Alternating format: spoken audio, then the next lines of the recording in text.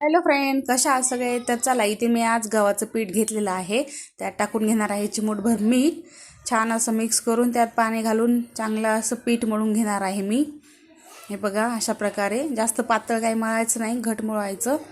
हे बघा, झालं आहे आपलं आता पीठ मळून. आपण साईडला ठेवूया.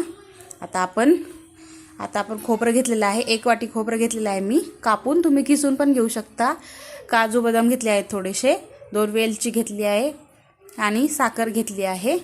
आता हे आपण वाटून घेऊया.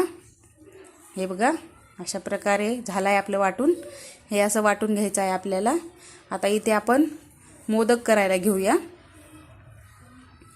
हे बघा, अशी एक गोळा घ्यायचा, छान हाताने मस्त असा हे करून घ्यायचा, मळून घ्यायचा. पिठात बुडून छान अशी वाटी तयार करायची त्याची. वाटीमध्ये सारण घालून घेऊया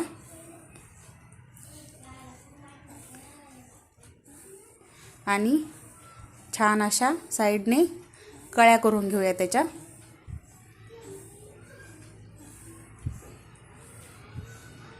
पूर्ण कळ्या करून घेऊया आपण. आणि याला आता बंद करून घेऊया. सारण दाबायचं आहे वरनं थोडंसं. हे बघा,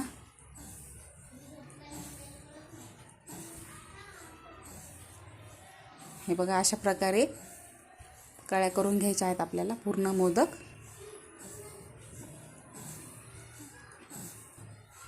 हे बघा, आता अशा प्रकारे सर्व मोदक आपण करून घेतले आहेत. बघा, झाले आहेत आपले मोदक करून. आता आपण कडकड तेलामध्ये हे एक एक करून सोडून घेऊया.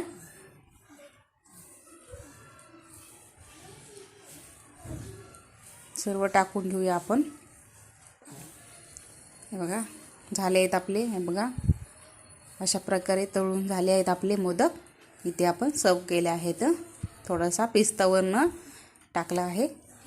बघा, किती सुंदर सुबक असे तळणीचे मोदक आपले रेडी झाले आहेत गणपती बाप्पासाठी. रेसिपी आवडलीच तर लाईक करा, शेअर करा आणि कमेंट करायला विसरू नका. धन्यवाद.